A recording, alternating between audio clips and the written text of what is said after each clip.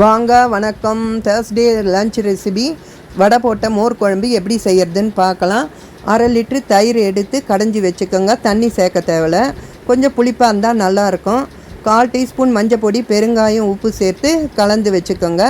இதில் வடை தட்டி சேர்க்கறதுக்கு தேவையானது 100 கிராம் கடலைப்பருப்பு, 1 ஸ்பூன் உளுத்தம்பருப்பு சேர்த்து கழுவிட்டு 1 மணி நேரம் ஊற வச்சு ஒரு மிக்சி ஜாரில் சோம்பு, உப்பு, இஞ்சி, பச்சை மிளகாய், பருப்பை சேர்த்து கொரப்பாக அரைச்சி வடையாக தட்டி வச்சுக்கோங்க. இப்போ மோரில் கலக்கிறதுக்கு 1 ஸ்பூன் சீரகம், 4 துண்டு இஞ்சி, 1/2 வெங்காயம், காரத்துக்கு ஏற்ப பச்சை மிளகா, 1/2 மூடி தேங்காய் துருவல் சேர்த்து கொஞ்சமாக தண்ணி விட்டு நல்லா நைஸாக அரைச்சி மோரில் கலந்துக்குங்க.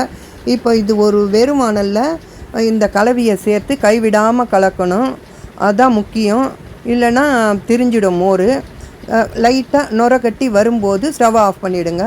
இப்போ தட்டி வச்ச வடையை அதில் சேர்த்துக்கோங்க. என்கிட்ட மெது வடையும் நான் போட்டு இருந்ததுனால அதையும் சேர்த்துக்கிட்டேன். மெது வடையும் சேர்த்துக்கலாம்.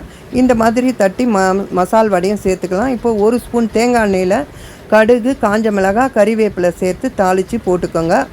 இப்போ ஒரு 1/2 மணி நேரத்துக்கு அப்புறம் பார்த்திங்கன்னா போட்ட வடை எல்லாமே டபுள் பங்காக ஊறி வந்திருக்கும்.